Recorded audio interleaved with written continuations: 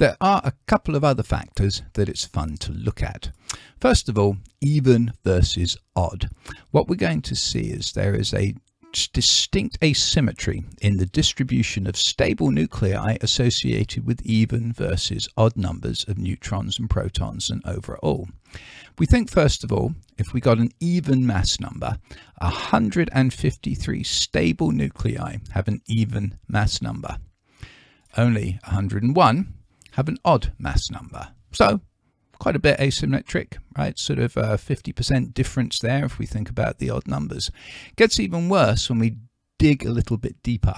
If we think about even numbers of protons, 149 stable nuclei have even protons and even neutrons, but only 53 nuclei that have an even number of protons and odd number of neutrons have stable nuclei.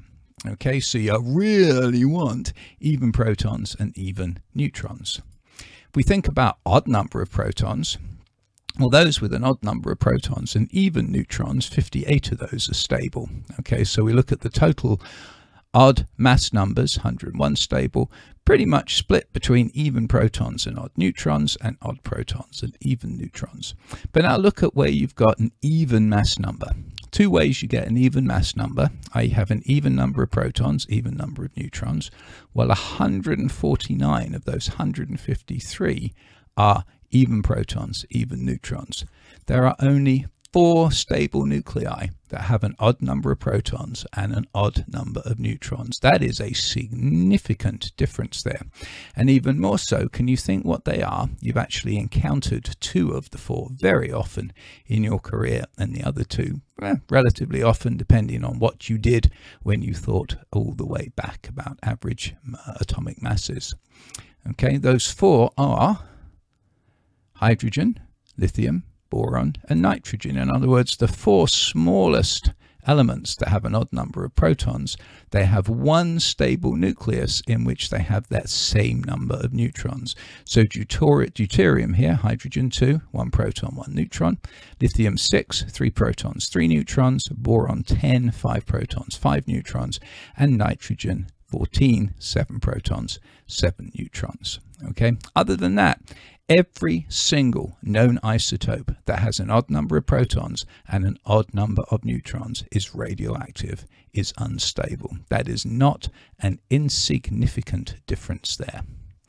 Finally, when we're talking about silliness, there are magic numbers in quotes. There are numbers that have particular extra stability. And that can go for mass, it can go for numbers of protons, it can go for numbers of neutrons. So there are more stable isotopes than not that have 2, 8, 20, 28, 50 or 82 protons or neutrons or combined. Anyway, some nice factors that contribute to the modes in which different nuclei might decay. 2 most important: if it's too big, it's going to be unstable. If it's not too big, then you still need a nice ratio of neutrons to protons. And what nice is depends upon how big the nucleus is. The more protons you have, the more neutrons you need to overcome, to balance out, to buffer those protons.